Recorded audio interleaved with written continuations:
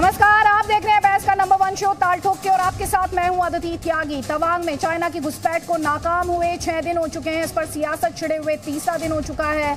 रक्षा मंत्री ने कल ही संसद में बता दिया था कि तवांग में चीनी सैनिक आए थे लेकिन मारकर भगा दिए गए। गिनती भी बता दी गई, दोनों तरफ से कितने लोग जख्मी हुए ये भी बता दिया गया कि 1 इंच भी जमीन इधर से उधर नहीं गई। लेकिन विपक्ष के लिए ये जवाब कल भी काफी नहीं था और आज भी ये काफी नहीं है, उसे और डिटेल्स चाहिए। कल से अब तक तवांग पर 4 डेवलपमेंट्स हुए हैं, जल्दी से आपको बता देते हैं। पहला डेवलपमेंट तो एक वीडियो वायरल हो रहा है जिसे लेकर दावा किया जा रहा है कि ये भारतीय सैनिकों के शौर्य को दिखाता है। हालांकि इस वीडियो में ये देखा जा सकता है कि भारतीय सेना ने कैसे जो चाइनीज सैनिक हैं यानी पीपल्स लिबरेशन आर्मी है उसके सैनिकों को मार मार कर भगाया है। लेकिन ये स्पष्ट करते हुए इस वीडियो की ना तो तारीख की पुष्टि हो पाई है, हमारे पास इस वीडियो की तारीख की कोई पुष्टि नहीं है, लेकिन ये वीडियो है जो आप देख रहे हैं सोशल मीडिया पर लगातार वायरल हो रहा है और इसे तवांग के साथ जोड़कर पेश किया जा रहा है। दूसरी बड़ी डेवलपमेंट, विपक्ष ने तवांग पर आज कांग्रेस की अगुवाई में बैठक की है। इसके बाद संसद में हंगामा हुआ, सरकार पर सच छिपाने और विपक्ष को बोलने नहीं देने का आरोप लगाया गया। राज्यसभा से वॉकआउट भी किया गया। अरुणाचल से बीजेपी के सांसद का 2019 का एक भाषण भी ट्वीट किया जा रहा है। ये बताने की कोशिश की जा रही है कि सरकार तो अपने ही सांसद के जगाने पर भी सोती रही और जागी नहीं। वहीं तीसरी डेवलपमेंट हुई है अंतर्राष्ट्रीय मंच पर। उसमें यह हुआ है कि अमेरिका खुलकर भारत के साथ आया। उसने तवांग में चाइना को गलत और भारत को सही बताया। अमेरिका ने कहा कि चाइना की ही नियत में खोट है, वो एलएसी पर जबरन भारत को उकसाने वाले काम कर रहा है। भारत को पूरा संयम मेंटेन भारत ने किया है। और अब चौथी डेवलपमेंट की बात करते हैं। एक तरफ अमेरिका लताड़ रहा है चाइना को और भारत के साथ खड़ा दिखाई देता है, और चौथी डेवलपमेंट जो अभी दिखाई नहीं दी पर दिखेगी जरूर, क्योंकि चाइना के साथ कुछ वर्षों का ट्रेंड यही है कि जैसे ही चाइना कोई हरकत करता है फॉरेन चाइनीज बॉयकॉट ट्रेंड करता है। चाइना का ये मत खरीदो, वो मत खरीदो, खिलौने मत खरीदो, दिवाली की झालर मत खरीदो, लड़ियां मत खरीदो, उसकी कमर तोड़ दो वगैरह वगैरह। आपको याद होगा बुलेट से नहीं वॉलेट से वार करेंगे, काफी फेमस हुआ था 2022 में। लेकिन सवाल यही है, क्या चीन का पक्का इलाज इसी दवा में है? क्या ये एक तरह की दवा है? और अगर इसमें नहीं तो फिर किसमें है? चाइना से डील में कहां ढील दे देता है भारत, ये सवाल आज उठेगा। कई खास मेहमान हमारे साथ होंगे, लेकिन उससे पहले टीजर रिपोर्ट देखिए आप। एसीसी सुरक्षा पावर सीमेंट, इसकी कमाल की स्ट्रेंथ मल्टीप्लायर्स दें बढ़ती मजबूती का पावर। तो आइए बनाते हैं आपका घर एसीसी सुरक्षा पावर सीमेंट के साथ।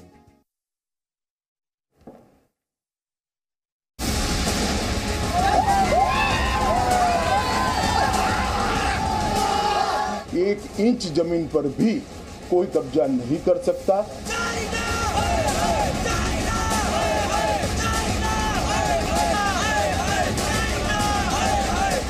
देश के प्रधानमंत्री पॉलिटिकल लीडरशिप दिखाने में सरासर नाकाम साबित हो रहे हैं। 56 इंच का सीना दिखाइए, लाल आंख दिखाइए ना।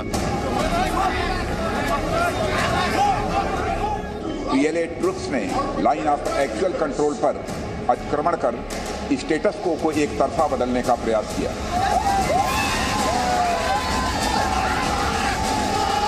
वहाँ की एक्चुअल स्थिति क्या है और सदन को बहुत से चीजें तो डिफेंस मिनिस्टर ने नहीं बताया। चाइना के इस प्रयास का हमारी सेना ने दृढ़ता के साथ सामना किया है। अध्यक्ष महोदय,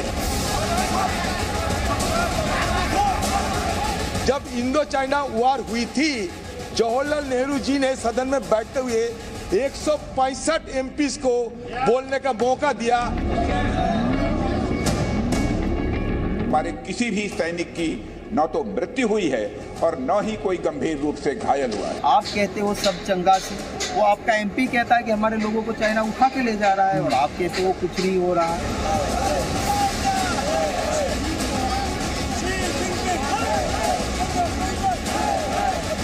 देश के प्रधानमंत्री चीन के नाम लेने से डरते हैं। उनकी सरकार चीन के बारे में बोलने से डरती है।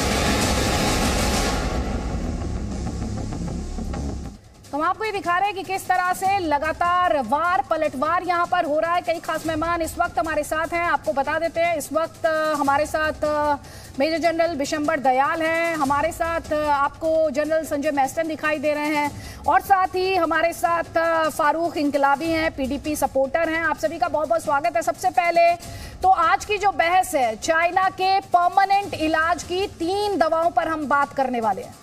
पहली दवा कौन सी होगी? पहली दवा है रणनीतिक दवा, सेना मिलिट्री जवाब दे रही है। दूसरी दवा कौन सी होगी? डिप्लोमेटिक दवा, यानी कूटनीतिक दवा।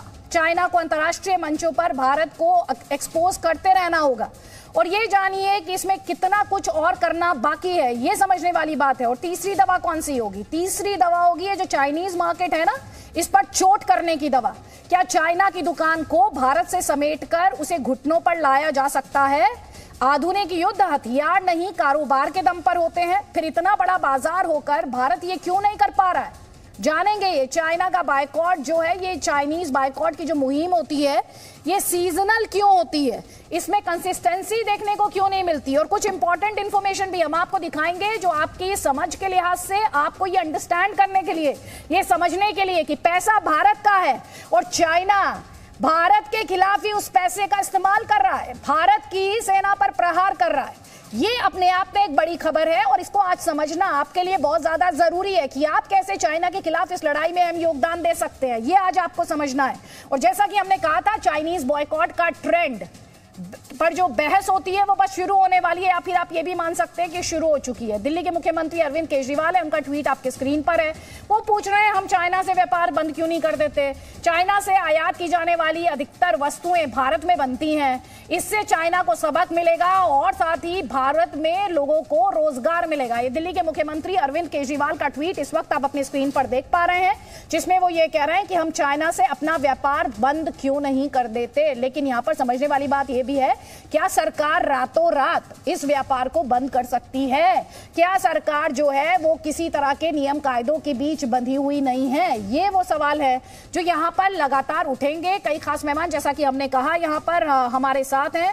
हमारे साथ पहले जनरल दयाल, मैं आपका कमेंट चाहती हूँ। यहाँ पर हम लगातार इस बात पर बहस करते आए हैं कि चाइना को सिर्फ मिलिटरीली जवाब देने की जरूरत नहीं है, डिप्लोमेटिक लेवल पर भी जवाब देने की जरूरत है, और साथ ही इंटरनेशनल प्लेटफॉर्म्स जितने भी हैं वहां पर भी चाइना को एक्सपोज करने की जरूरत है। ये सिर्फ वन फ्रंट वॉर नहीं हो सकती। अदिति, बिल्कुल आपने ठीक स्पष्ट कहा है, इसमें कोई दो राय नहीं है कि ये एक फ्रंट पर लड़ाई नहीं लड़ी जा सकती, एक धड़े से लड़ाई नहीं लड़ी जा सकती, एक हाथ से लड़ाई नहीं लड़ी जा सकती। इसके लिए एक हमें कॉम्प्रिहेंसिव रिब्यूटल कॉम्प्रिहेंसिव प्लान स्ट्रैटेजी बनानी पड़ेगी, जिसमें ट्रेड एक मेजर पार्ट है, हमारी इकोनॉमिक रिलेशनशिप एक मेजर पार्ट है, हमारी पॉलिटिकल रिलेशनशिप जो हम बिल्ड करने की कोशिश करते हैं वो दूसरा भाग है, हमारी डिप्लोमेटिक रिलेशनशिप, जो डिप्लोमेसी हमारी हमेशा कोशिश करती है कि दोनों देशों के अंदर अच्छे संबंध बनेंगे तो बॉर्डर रेजोल्यूशन अपने आप हो जाएगा, और जो मिलिट्री है उसकी प्रायोरिटी बॉर्डर रेजोल्यूशन है। मेरा मानना यह है कि देश की प्रायोरिटी बॉर्डर रेजोल्यूशन होना चाहिए, कि हमारे बॉर्डर को पहले चाइना की और हमारी बॉर्डर रेजोल्यूशन होना चाहिए। पहले बॉर्डर पे कंप्लीट पीस, ट्रैंक्विलिटी, बॉर्डर की demarcation, international boundary, China troops वापस करे, जैसे हम बीएसएफ या हमारी आईटीबीपी जैसे मैन करती है ऐसे उसकी पुलिस मैन करे, और इसके बाद जो है वो मतलब हम कोई भी ट्रेड, कोई भी पॉलिटिकल कनेक्टिविटी, कोई भी हम डिप्लोमेटिक करेंगे। जब आप इस किस्म की अप्रोच लेंगे तो मैं समझता हूं चाइना बैकफुट पे जाएगा और चाइना एग्री करेगा। लेकिन आपको एक बात समझनी पड़ेगी, मैं बिल्कुल सहमत हूं कि एक दिन में आप ट्रेड नहीं बंद कर सकते चाइना से। अगर आप $125 बिलियन का ट्रेड कर रहे हो, $100 बिलियन आप डेफिशिएंट ट्रेड हो, मतलब उसका इंपोर्ट इतना ज्यादा है और आप एक्सपोर्ट बिल्कुल सिर्फ 13-14 करोड़ कर रहे हो, तो आप मतलब ये नहीं आप निकल सकते इससे निकलने के लिए भी एक कॉम्प्रिहेंसिव आपको डोमेस्टिक प्लान बनानी पड़ेगी।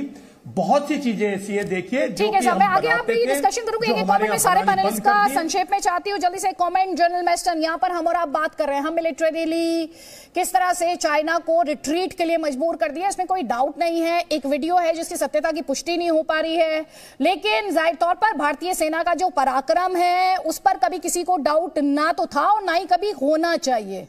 और भारतीय सेना ने अपने बॉर्डर्स को बहुत अच्छे तरीके से और पूरे तरीके से अपने बॉर्डर्स की हिफाजत की है। लेकिन ये जो पॉलिटिकल फ्रंट पर हो रहा है या फिर जो चाइना कर रहा है, उसका इलाज है क्या? परमानेंट इलाज क्या है? क्योंकि 2020 में गलवान में भी चाइना को जवाब मिला था, 2022 में तवांग में चाइना को जवाब मिला है, उससे पहले हम डोकलाम, चूमर सब देख चुके हैं। इंडिया ने हर बार जवाब दिया है, लेकिन परमानेंट इलाज क्या है सर? 1 मिनट आपके पास है। अदिति, परमानेंट इलाज है। सबसे पहले कंटेंशियस इश्यू क्या है? वो है line of actual control. That means border issue को रिजॉल्व करने का सबसे बड़ा इलाज वही है। जिस दिन वो हो जाएगा ये सारी प्रॉब्लम हल हो जाएगी। लेकिन है वो करना कैसे है? जॉइंट वर्किंग ग्रुप हमारी बनी थी और उसके बाद से कई कमिटीज हुई है। 93 की रेजोल्यूशन है, 96 की, लेकिन 2005 की रेजोल्यूशन बहुत इंपॉर्टेंट है। और उस समय ये प्रधानमंत्री हमारे अटल बिहारी वाजपेयी जी थे, उन्होंने भी इसको कैरी फॉरवर्ड किया। जो JWG शुरू हुआ था प्रोसेस 1988 से, जब हमारे राजीव गांधी उस समय प्राइम मिनिस्टर चाइना में गए थे। ये जो है 2005 का, वो बात करती है political parameters and guiding principal for resolving the Indo China border issue. ये एक्चुअली है और इसके तहत मैप्स भी एक्सचेंज हुए थे। सबसे पहला बाराहोती सेक्टर जो सेंट्रल सेक्टर है, फिर वेस्टर्न सेक्टर के भी कुछ मैप्स एक्सचेंज हुए थे, चाइना और इंडियन मैप्स एक्सचेंज हुए थे। लेकिन उसके बाद ये पता नहीं क्यों फिजल आउट हो गया है। शायद चाइना को इंटरेस्ट नहीं है, क्योंकि जब भी ये सब हुआ है उसी के बाद उन्होंने इंट्रूजन्स किए हैं, जैसे डेप्सांग में किया, चूमर में किया, और अब ये हरकतें होती जा रही है, क्योंकि सारी वायलेशन ये है। तो चाइना को ये नेगोशिएशन ट्रीटी पे ये बॉर्डर इश्यू रिजॉल्व करने के लिए सारे पैरामीटर्स हमें लगाने पड़ेंगे। पॉलिटिकल विल जो आज हमारे देश में है, economic strength, military diplomacy, military strength, और साथ ही ये पॉलिटिकल, इकोनॉमिक, मिलिट्री, ये सबसे ज्यादा इंपॉर्टेंट है। और डिप्लोमेटिक, पूरे वर्ल्ड के इंडिया की स्टैंडिंग है वो हमें और बढ़ानी चाहिए, जिससे चाइना हर तरह से आइसोलेट हो जाएगा। जिस दिन चाइना आइसोलेट हो जाएगा हर लिहाज से, और हमारी स्ट्रेटेजिक डिटरेंस जब उसको तकलीफ देगी, तब है वो चाइना नेगोशिएशन टेबल पे आएगा। और ये बॉर्डर इश्यू जब रिजॉल्व हो जाएगा, ये सारा प्रॉब्लम यहीं से शुरू होता है और इसका हल यहीं से होगा जिस दिन ये सॉल्व हो जाएगा। देती ठीक है साहब, हम अपने दर्शकों को वहां ले जाना चाहते हैं, कहां? जहां पर ये झड़प हुई, जहां पर भारतीय सैनिक जो हैं उनका शौर्य और पराक्रम, जिसने PLA के जो सैनिक थे उन्हें घुटने टेकने के लिए मजबूर कर दिया। जी न्यूज वहां पर मौजूद है, वहां से बस थोड़ी दूरी पर आपको मेरे सहयोगी सौमित्र दिखाई दे रहे हैं इस वक्त अपने स्क्रीन पर। इस समय क्या हालात है? जाहिर तौर पर जो फौज का स्टेटमेंट आया, इंडियन आर्मी का स्टेटमेंट आया था, या फिर डिफेंस मिनिस्टर द्वारा भी साफ कर दिया गया था, अब जो टेंशंस हैं वो खत्म हो चुकी हैं फ्लैग मीटिंग के बाद, और जो सिचुएशन है वो पूरे तरीके से काम है। लेकिन आप वहीं पर मौजूद हैं, वहां से थोड़ी दूरी पर, और मैं नहीं चाहती स्ट्रेटेजिकली ये देखते हुए भी कि कोई सेंसिटिव इंफॉर्मेशन यहां हम अपने इस प्लेटफॉर्म के माध्यम से हमारे दर्शकों के साथ साझा करें, लेकिन ब्रॉडली, जनरली जो आपने वहां पर देखा वो आप हमारे दर्शकों के साथ शेयर करें। देखिए, इस वक्त हम जहाँ पे खड़े हैं ये तवांग सेक्टर है, और तवांग के जहाँ पे हम खड़े हैं यहाँ से महज 2 किलोमीटर आगे जाएंगे तो वहाँ से नो मैंस लैंड शुरू हो जाता है, जहाँ पे सिर्फ सेना छावनी ही है। और यहाँ पे आप देख सकते हैं कि कड़ाके की ठंड से हम पूरी तरह कांप रहे हैं। लेकिन वहाँ तक, और अगर जब नो मैंस लैंड में जाएंगे वहाँ पे बर्फबारी हो रही है। ऐसी स्थिति में, ऐसी वेदर कंडीशन में रात के 3 बजे के करीब चाइना की तरफ से यहाँ पर भारत में घुसने की कोशिश किया गया था। उनको पीछे धकेला गया। भारतीय सेना की तरफ से सिचुएशन को पूरी तरह कंट्रोल कर लिया गया है। लेकिन हम आपको बता दें कि ये जो चाइना की तरफ से कोई गलत कदम उठा सकता है चाइनीज आर्म फोर्स PLA, उसके बारे में पहले से ही भारत को पता था। सेना के जवान को पहले से ही वेरी हाई अलर्ट में रखा गया था। ये मैं आपको अगर बताऊं तो पिछले सितंबर में ही ये डिसीजन फाइनलाइज हो गया था कि क्योंकि अक्टूबर के बाद से सेला पास से जिस रास्ते से यहाँ तक पहुँचा जाता है, सेला पास एक ही रास्ता है, वो सेला पास में बर्फबारी होती है। वहाँ से हम भी जब यहाँ तक पहुँचे वहाँ पे बर्फ़ हो रही थी, जो नदियाँ हैं, जो झरने हैं, वो पूरी तरह बर्फ़ हो चुकी थी। अभी शाम तक बर्फबारी शुरू हो चुकी है। ऐसी स्थिति में यहाँ तक पहुँचने के लिए सिर्फ क्योंकि एक ही रास्ता है, यहाँ तक पहुँचने के लिए आर्म फोर्सेस को काफ़ी दिक्कतों का सामना करना पड़ता है। इसीलिए पहले से ही स्ट्रैटेजिकली ये डिसीजन लिया गया था कि जल्द से जल्द फोर्स को मोबिलाइज किया जाए सीमा के तरफ। और ये जो LAC अरुणाचल प्रदेश में जो लाइन ऑफ एक्चुअल कंट्रोल का जो हिस्सा है, यहाँ पर फोर्स को पहले से ही वेरी हाई अलर्ट में रखा गया था। साथ ही हम आपको बता दें कि यहाँ पर जो सूत्रों से पता चल रहा है कि ड्रोन के माध्यम से चाइना की तरफ से यहाँ पे भारत के ऊपर निगरानी की कोशिश किया जा रहा है, लेकिन उसे भी परास्त कर दिया गया है। तेजपुर में हमारे तेजपुर में यहाँ पे असम के जो एयरफोर्स बेस कैंप है, वहाँ से सुखोई विमान आके वो जो उनकी जो वो निगरानी रखने की कोशिश कर रहे थे, उस कार्रवाई को नष्ट कर दिया। अभी इस वक्त भारत के तरफ से यहाँ पे पूरी तरह से रडार एक्टिव है, ताकि भारत के ऊपर कोई सर्विलेंस कहीं से ना हो पाए, एक्टिव कर दिया गया है। और यहाँ पे मैं सेंसिटिव इंफॉर्मेशन अपने प्लेटफॉर्म के माध्यम से, इस प्लेटफॉर्म के माध्यम से हम शेयर नहीं करना चाहते। बहुत बहुत शुक्रिया सौमित्र इस पूरे अपडेट के लिए। और साथ ही हम आपको ये बता रहे हैं कि भारत कितना तैयार है। आपको ये समझना होगा, अगर चाइना अभी भी 60 के दशक में ही है और उसे लग रहा है भारत की जो मिलिट्री कैपेबिलिटीज हैं वो 60 के जमाने की, खैर चाइना को ऐसा ये भ्रम बिल्कुल नहीं होगा, क्योंकि उसे जिस तरह से गलवान में जवाब मिला था और उसके बाद उससे तवांग में जो जोरदार तमाचा उसे पड़ा है, उसने जो एक्सपेक्ट किया था वैसा कुछ हुआ नहीं। और इंडियन आर्मी जो थी, इंडियन फोर्सेस जो थे, वो पूरे तरीके से प्रिपेयर्ड थे किसी भी तरह की हरकत के लिए। ये अपने आप में एक तरफ Indian armed forces, Indian army, उसकी प्रिपेयर्डनेस के बारे में, उसकी तैयारी के बारे में बहुत कुछ कहता है। और साथ ही चाइना ने किस तरह से ग्रॉस मिसकैलकुलेशन किया जब उसने भारतीय सीमा में घुसपैठ की कोशिश की है, ये भी रिफ्लेक्ट करता है। और इसीलिए आप देख रहे होंगे गलवान वाला इंसिडेंट याद कीजिए, चाइना कितना बढ़ चढ़कर पूरी दुनिया के सामने दिखाने की कोशिश कर रहा था कि उसने भारतीय आर्मी जो है उसे जबरदस्त नुकसान पहुंचाया है। लेकिन इस बार अगर आप देखेंगे तवांग के बाद से जो चाइना के जितने भी ऑनलाइन प्लेटफॉर्म्स हैं, उन्होंने ज्यादातर खामोशी अख्तियार की हुई है। वो नॉर्मलसी की बात कर रहे हैं, बस एक ही बात कही कि भारतीय सेना ने जो है वो घुसपैठ की है, लेकिन इसके अलावा कुछ भी बोलने से वो साफ बचते दिखाई दिए। हम आपको ये दिखा रहे हैं कि पूरा सीमा विवाद जो है, इसे आप समझिए ये लाइन ऑफ एक्चुअल कंट्रोल है, पाकिस्तान के साथ लाइन ऑफ कंट्रोल है और इंटरनेशनल बॉर्डर, और इधर line of actual control China के साथ, जिस पर ये विवाद और यहां पर जो डिफरिंग परसेप्शन है लाइन ऑफ एक्चुअल कंट्रोल को लेकर, उसे लेकर एक बड़ी लड़ाई रही है। लेकिन जिस तरह ईस्टर्न लद्दाख में चाइना ने लगातार एक फेस ऑफ क्रिएट करने की कोशिश की, और अब ये जो तवांग सेक्टर में चाइना ने किया है, ट्रस्ट डेफिसिट बहुत ज्यादा है। हम चाहेंगे एक तरफ ये जो इसका मिलिट्री से जुड़ा हुआ पहलू है, मिलिट्री से जुड़ा हुआ पहलू है, आर्मी से जुड़ा हुआ पहलू है, भारत की प्रिपेयर्डनेस से जुड़ा हुआ पहलू है, उस पर बात करने के लिए हमने स्पेशली सेना के जनरल्स को रखा है। और दूसरी तरफ इस पर जो बहस हो रही है, जो पॉलिटिकल बहस हो रही है, उस पर बात करने के लिए हमारे साथ पॉलिटिकल पार्टी से पैनलिस्ट हैं। पहले मैं चाहूंगी महबूबा मुफ्ती क्या कह रही हैं। हम और आप कह रहे हैं इंडियन आर्मी प्रिपेयर्ड थी, अपने आप में बहुत बड़ी बात है ये देखते हुए कि कितनी ज्यादा एक्सट्रीम कोल्ड की कंडीशंस अभी आपने सौमित्र की रिपोर्ट में भी देखा। ये महबूबा मुफ्ती क्या कह रही हैं, सुनिए जरा। I have already said that they have already, occupied our land in Ladakh. They have also occupied land in Arunachal Pradesh, as per the, statement given by the BJP member parliament. But unfortunately, BJP is doing nothing about it. Our soldiers have been beaten up by them. They are not allowed to retaliate. This is a very sorry state of affairs. Very sorry. हमारे साथ नलिन कोहली है, नलिन कोहली से इस पर जवाब लेंगे। और महबूबा मुफ्ती ने जिन बीजेपी सांसद का जिक्र किया है वो अरुणाचल के बीजेपी सांसद हैं तापिर गांव। उन्होंने 2019 में कहा था कि चाइना गलवान जैसी हरकत अब अरुणाचल में कर सकता है। कांग्रेस इसी भाषण को ट्वीट करके सरकार से कह रही है आप तो अपने सांसद के जगाने पर भी नहीं जागे हैं।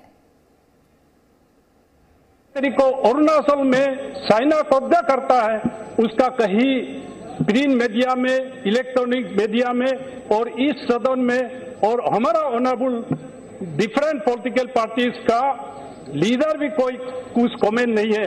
इसलिए मैं अपना सरकार से, आपका माध्यम से मैं कहना चाहूंगा, दूसरा कहीं दगलम होगा तो अरुणाचल प्रदेश में होगा।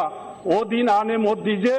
गवर्नमेंट ऑफ इंडिया, हमारा सरकार, इस चीज को ध्यान दिया जाए, यह मैं आग्रह करता हूं। तो यहाँ पर आप देख रहे हैं कि किस तरह एक वार्निंग की बात की जा रही है। नलिन कोहली हमारे साथ हैं, बीजेपी के प्रवक्ता हैं। नलिन कोहली जी, सर 2 सवाल है। कांग्रेस पार्टी कह रही है तो आप ही के एमपी थे ना, आपको जगा रहे थे, आपको बता रहे थे, आपको चेता रहे थे, आपने सुनी नहीं। और दूसरा, महबूबा मुफ्ती कह रही हैं इंडियन आर्मी जो है उसके जवानों के हाथ तो आपने बांधे हुए हैं। दोनों ही गैर जिम्मेदाराना बयान है। कांग्रेस पार्टी तो ज्ञान देने में तो कभी भी पीछे हटती नहीं है। अपने कारनामों को थोड़ा देख ले तो शायद ज्ञान देना बंद कर दे, लेकिन वो तभी होगा जब वो अपने कारनामों को देखकर उस पर उन्हें बुरा लगे। आधा तो आपने लद्दाख कांग्रेस पार्टी ने पकड़ाई दिया, चीन को कुछ किया ही नहीं। नेहरू जी तो कहते थे कि एक बाल नहीं उगता है वहाँ, जैसे वहाँ तो उस ज़मीन पे जहाँ घास नहीं उगती उसका फ़ायदा क्या। यही उनकी बड़ी फेमस भाषा थी। भाई भाई के साथ हमने देख लिया आगे क्या क्या हुआ। ये इतिहास का एक बार पार्ट है।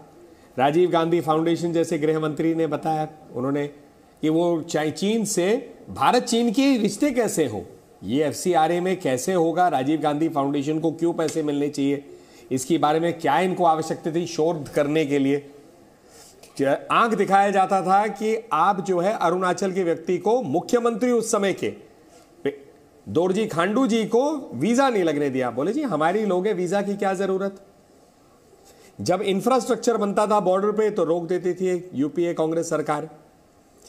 यहां तक कि उस टाइम के रक्षा मंत्री, अगर मुझे याद है, उन्होंने एंटोनी साहब ने कहा था भी रोड अगर अच्छे बनाएंगे तो वो घुस जाएंगे।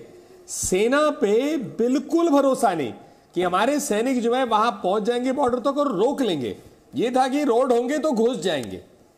तो उस सोच और आज की सोच में अंतर कितना है ये आपके सामने है। नहीं नलिन जी, वो सोच कटघरे में है सर, वो सोच कटघरे में है तो आपको वोट किया गया ना सर। 2014 में आपको वोट किया गया, 2019 मैं आपको इसलिए बोल रहा हूं। हाँ बताइए आदित्य जी। तो सर आज जो सवाल होंगे आज तो आपकी पार्टी से सवाल होंगे ना सर, आज तो आपकी पॉलिटिकल लीडरशिप है तो सवाल आज आपसे होंगे। लेकिन पूछने वाला राइट, लेकिन आदित्य जी पूछने वाले की प्रासंगिकता वो भी तो हमें पूछनी पड़ेगी। कितना बोनाफिडे उनका सवाल है और किस मंशा से पूछ रहे हैं। बात सवाल से नहीं है, बात मंशा से है। और कांग्रेस पार्टी और जो महबूबा जी इस सवाल पूछ रहे हैं तो उनसे पहले पूछा जाएगा कि आप किस मंशा से पूछ रहे हैं। आपने क्या किया जो आपको आज अधिकार है कि आप पूछ सकते हैं। ठीक है नलिन जी, ठीक है नलिन जी, अगर मैं आपसे ये कहूं कांग्रेस को छोड़ दीजिए, पीडीपी को छोड़ दीजिए, इस देश का नागरिक जानना चाहता है। हाँ जी, ये इस देश के नागरिक का सवाल है जी, तब आपका जवाब। और देश के नागरिक जो है, बिल्कुल देश के नागरिक का जवाब, सवाल जो है उसका जवाब गृह मंत्री ने भी दिया और वहां पर रक्षा मंत्री ने भी दिया। हमारी सेना का वीडियो भी आ गया। उसे वो नागरिक जो है उसे भरोसा है क्योंकि वो नागरिक जो है उसने देख लिया। सवाल पूछे गए थे, सर्जिकल स्ट्राइक पे भी सवाल पूछे गए थे उस टाइम जब बालकोट भी हुआ था। सवाल हर चीज में पूछे गए और नागरिक ने ठप्पा लगा दिया था 2019 में। बढ़ के वोट दिए थे मोदी जी को क्योंकि जानते हैं कि मोदी जी की सरकार जो है पीछे नहीं हटती। मोदी जी देश हित के लिए वो सरकार हर चीज करेगी। तो ये नागरिक समझता है, इसीलिए नागरिक में फर्क है। नागरिक के पास अधिकार है वोट का। इनसे सवाल हम पूछते हैं कि आप लोगों की मंशा क्या थी। पहले आप अपने किए कराए पे जवाब दीजिए, तब आप जो है प्रासंगिक हो सकते हैं कि आज सवाल पूछ सके। हमारे साथ तेंजिन है। मैं इंपॉर्टेंट पॉइंट पर आऊंगी नलिन जी, ये बहुत इंपॉर्टेंट पहलू है सर। 2020 में मुझे याद है सोनम वांगचुक थे, उन्होंने एक कैंपेन चलाई थी, बुलेट से नहीं वॉलेट से चाइना को जवाब मिलेगा और चाइना का इलाज होगा। और मुझे याद है ग्राउंड पर उस कैंपेन को बहुत जबरदस्त सपोर्ट मिला था और देश रैली किया था उस कैंपेन के इर्द गिर्द। या तेंजिन मैं आपसे जानना चाहती हूं 2020 से 2022 क्या इंडिया ने जो सपोर्ट उस मिनट गाना किया था, जो गलवान का इमीडिएट आफ्टरमाथ था, उसके बाद क्या इंडिया ने जो वॉलेट से जवाब था वो बंद कर दिया? क्योंकि खैर वो डेटा में भी दिखाई देता है कि हम खरीदते ज्यादा हैं उनसे और बेचते कम हैं। यह सही बात है कि गलवान के बाद इंडिया ने जो चाइना से सामग्री जो लेना शुरू कर दिया, वो बहुत ही बड़ा मात्रा में शुरू कर दिया। तो सरकार और इंडियन आर्मी हमेशा सशक्त रहे हैं और तैयार हैं। लेकिन अगर हम चीन के बारे में बात करें तो मीडिया कुछ ऐसा है, जो भी वहां कोई बॉर्डर में झड़प होता है, कोई झगड़ा होता है, तो उसके बाद ये बात जो है उलझना शुरू कर देता है। तो मुझे लगता है कि पब्लिक को जानकारी समय समय देने के लिए मीडिया में हमेशा हिमालय के बारे में, नॉर्थ ईस्ट के बारे में, चाइना के बारे में, तिब्बत के बारे में जानकारी देते रहना चाहिए, ताकि लोग भी रेडी रहे। और आज तो हमें यह पता चला कि चाइना और इंडिया के बीच में ट्रेड डेफिसिट जो है $100 बिलियन हो गए हैं। और अब हमें आप पहले ये प्रश्न कर रहे थे कि हमारा परमानेंट सॉल्यूशन क्या है। परमानेंट सॉल्यूशन यह है कि चाइना ने न सिर्फ तिब्बत और उसके ऊपर ईस्ट तुर्किस्तान और मंगोलिया के ऊपर कब्जा किया है। अब इंडिया डिफेंस में नहीं, ऑफेंस में होना चाहिए। India should start asking question about China's invasion. China ने Tibet, East Turkistan, southern Mongolia, Manchuria के ऊपर जो कब्जा किया है, उसके बाद में प्रश्न करो। और अब तब चाइना जो है घबराना शुरू करेगा। चाइना की पूरा क्षेत्र एरिया जो है वो 96 लाख स्क्वायर किलोमीटर है। उनमें से 60%, 60% ऑक्यूपाइड कंट्री है, चोरी का माल है। उसके ऊपर सवाल करना चाहिए। हम अभी तक चाइना को जवाब देते रहे। हम डिफेंस में नहीं होना है, हम ऑफेंस में होना है। चाइना को क्वेश्चन करना चाहिए, चाइना को संयुक्त राष्ट्र में धकेल लेके जाना चाहिए, चाइना के खिलाफ। आज चाइना के अंदर, चाइना के शी जिनपिंग और कम्युनिस्ट पार्टी गिराने की बात कर रहा है, उसको सपोर्ट करना चाहिए। भारत चाइना में डेमोक्रेसी स्थापित करने की सपोर्ट करना चाहिए, तभी चाइना जो हिल जाएगा, गिर जाएगा। हमें वहां खड़े रहना है जहां इंडिया ताकत है। इंडिया का डेमोक्रेसी हमारा ताकत है, इंडिया का पॉपुलेशन हमारा ताकत है, इंडिया का एजुकेशन हमारा ताकत है। चीन में मतभेद हो रहे हैं, शी जिनपिंग के खिलाफ उंगली कर रहे हैं, और आज चाइना पूरे विश्व में आश्रित हो रहे हैं। यूरोप, अमेरिका नहीं चाहते कि चाइना का ताकत बढ़ती जाए, तो वो सब इंडिया के साथ खड़े रहना चाहिए। ठीक है, इसीलिए चाइना से ट्रेड जो है अभी का अभी बंद कर देना चाहिए। ठीक है, अब जल्दी से एक कमेंट दिया वसीम वकार। चाइना को जवाब देने में तो अपोजिशन का यूनाइटेड होना भी तो एक जवाब है ना। तो आपके हिसाब से अपोजिशन और सरकार में क्या फूट है? सवाल अब आपसे पूछ रहा है देश। सवाल मुझसे नहीं पूछ रहा, मैं देश का सवाल आपसे पूछ रही हूं। अरे भाई, आप इस मामले में तो कम से कम देश के साथ खड़ी हो जाइए। मुझे आपके सर्टिफिकेट की जरूरत नहीं है। मामला है, मुद्दे पर आ जाइए। कौन किसके साथ खड़ा दिखाई दे रहा है? अरे मैं देश के साथ खड़ी हूं, उसे लेकर किसी के मन में कोई सवाल या निशान नहीं है आपको छोड़कर। आप अपना जवाब दे दीजिए। AIMIM कहां खड़ी है, आप अपना जवाब दीजिए। चलिए सर, AIMIM देश की सेना के साथ खड़ी है और देश के साथ खड़ी है। आपके साथ तो बिल्कुल नहीं खड़े। नहीं, आपके सर्टिफिकेट की मुझे जरूरत ही नहीं है। एक बार तो नहीं, पहले भी समझा चुके, मुद्दे पर आ जाइए। एक बार तो लोकसभा में आप शर्मिंदा हैं इस वक्त। आप हुई शर्मिंदा। शर्मिंदगी के काम आपके हैं, शर्मिंदगी के काम आपके हैं, मुझे मत बताइएगा। और जरा आपके जरा ज्ञान चक्षु खोल दूं, जिससे आप बात कर रहे हैं ना, उसके घर से फौज में लोग हैं। आपके सर्टिफिकेट की जरूरत नहीं है। चलिए आगे बढ़िए, मुद्दे पर बात कीजिए मुझसे। चलिए। जो लोग समझ नहीं सकते हैं वो मेरी बात नहीं समझ सकते। आप समझाइए नहीं, मुद्दे पर बात कीजिए, समझाइए नहीं। अभी तक इंपोर्ट बंद नहीं हुआ, अभी तक कोई भी इंपोर्ट बंद नहीं हुआ, और बेशरम लोग चाइना के सामान को इस्तेमाल भी कर रहे हैं। और बेशरम लोग इस चक्कर में है कि कैसे सरकार को बचाया जाए। देश बचाने की कोई बात नहीं कर रहा है, सीमा बचाने की बात नहीं कर रहा है। कैसे मोदी जी की हिफाजत कर ली जाए, कैसे रक्षा मंत्री जी की, और कैसे बीजेपी की कर ली जाए। देश के बारे में कोई नहीं सोच रहा है। एक बार भी अगर आप संसद में इतने नारे आप लोग लगवाते हैं, एक बार सब मिलकर लगाइए चीन मुर्दाबाद, लगाइए चीन मुर्दाबाद का नारा, हम सब साथ लगाएंगे। 17,000 फीट की ऊंचाई पर चलकर आ गया, ये तो कहिए कि शुक्रिया उन हमारे जाबाज सिपाहियों का कि जिन्होंने वहां पर उनको वापस खदेड़ दिया, एनएसए साहब क्या कर रहे हैं, भारत के रक्षा मंत्री जी क्या कर रहे हैं, प्रधानमंत्री जी क्या कर रहे हैं, 3 दिन तक छुपाए रहिए आप। 2 न्यूज़पेपर अगर ना होते तो किसी को मालूम भी ना पड़ता। सुबनसिरी में पूरा का पूरा गांव बना लिया,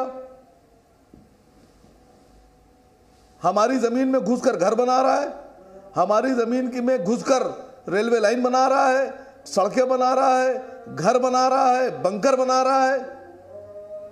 ये देश के लिए ये आप सब देश सवाल पूछ रहा है। पेंगडांग सू में जितनी आजादी से हमारी फौज पहरा देती थी उस पर रोक लगा दी उसने। यहां बैठकर आप लोग, ये तो शुक्र है कि हमारे सैनिक और हमारे देश की फौज दुनिया की नंबर 1 फौज है, बेहतरीन फौजी हमारे हैं कि जिनकी वजह से आज हमारी सीमाएं सुरक्षित है। सरकार ने तो काम लगा दिया। आपकी दिक्कत क्या है ना, एक लाइन में बोलते हैं हम अपनी फौज का बहुत सम्मान करते हैं, दूसरी लाइन में बोलते हैं हमारे फौजी वहां पे पहरा नहीं दे पा रहे अब पहले के जैसे। वहां चाइना ने बहुत सारे पहरे लगा दिए हैं, भारतीय फौज वहां नहीं जा पा रही है। दूसरी लाइन में ये भी बोल देते हैं। चलिए आप ये बताइए, जो आपने क्लेम किया है इसका आधार क्या है? इंडियन आर्मी ने आपसे कहा है, कोई स्टेटमेंट है इंडियन आर्मी का आपके पास? सरकार का स्टेटमेंट तो मैं आपसे बात ही नहीं कर रही। इंडियन आर्मी की बात कीजिए, अब इंडियन आर्मी की बात कीजिएगा। 1000 किलोमीटर तक कब्जा कर लिया। हाँ ठीक है, इंडियन आर्मी ने कहा आपसे, इंडियन आर्मी ने कहा 1000 किलोमीटर तक। आपके इस दावे का आधार इंडियन आर्मी है, कौन है? हमारे राष्ट्रीय अध्यक्ष असद ओवैसी साहब खुलकर बोल रहे हैं। अरे आपके अध्यक्ष क्या बोल रहे हैं? मैं यहाँ पर आपको एतराज करना है तो करिए, वहां पर दावे का आधार बताइए ना, दावे का आधार बताइए। नहीं ओवैसी साहब लोग, आप 1000 कह रहे हैं, मैं कह रही हूँ चाइना के आधे चाइना पर इंडिया ने कब्जा कर लिया। बोलने का तो क्या है? ओवैसी साहब बोलने का तो क्या है? मेरे आधा चाइना इस वक्त इंडिया का गुलाम है, बोलने का क्या है सर? आप मुझे दावे का आधार बताइए बस। अरे आप चाइना के साथ खड़ी हैं कि आप देश के साथ खड़ी हैं? मुझे आपके सर्टिफिकेट की जरूरत नहीं। मैंने चाइना पर, मैंने कहा आधा चाइना भारत के कंट्रोल में है। आपने सुना नहीं, आपने सुना नहीं मैडम, आपने सुना नहीं। सुनिए, मैंने कहा आधा चाइना इंडिया के कंट्रोल में, आपने सुना नहीं। ये आपको खुशी नहीं हुई? ये सुन के आपको खुशी नहीं हुई? कैसे खुशी होगी? इसमें राजनीति कैसे कर पाएंगे आप? इस स्टेटमेंट में तो राजनीति की गुंजाइश नहीं है, ये कैसे कर पाएंगे आप? लेकिन अभी तक दावे का आधार आप मुझे बता नहीं पाए हैं। सोच लीजिए, और 5 मिनट है आपके पास। ये जो भी आपने दावा किया है असदुद्दीन ओवैसी के स्टेटमेंट का आधार क्या है, ये सोच लीजिए आप। और अब जवाब लीजिए नलिन कोहली से, अब जवाब लीजिए नलिन कोहली से। नहीं बैठिए बैठिए, आप आधार ढूंढ लीजिएगा, आधार ढूंढ लीजिएगा। इंडियन मिलिट्री का स्टेटमेंट होना चाहिए, इंडियन आर्मी का, इंडियन आर्मी का स्टेटमेंट होना चाहिए। ये कहते हुए जो आप कह रहे हैं, ठीक है, सरकार पर आपको यकीन नहीं है, एजेंसियों पर आपको यकीन नहीं है, चलिए मैं आपकी बात मानती हूँ, पर आर्मी पर तो यकीन है ना मुझे और आप दोनों को। सोच लीजिए अब आप क्या बोल रहे हैं। नलिन कोहली कह रहे हैं बहुत ही बेशर्म है। किसकी तरफ से? अरे आपके सर्टिफिकेट की जरूरत नहीं है मुझे, मैं आपको समझाने के बाद भी समझ नहीं आ रहा है, समझ नहीं आ रहा आपको। लोग आपसे सवाल पूछ लेंगे कि आप जिससे सवाल पूछ रहे हैं, जब वो आपसे ये कह रही है कि मेरे घर से लोग हैं फौज में, आप उसी की लॉयल्टी पे सवाल उठा रहे हैं। लोग आपसे सवाल पूछ लेंगे, आपसे सवाल पूछ लेंगे।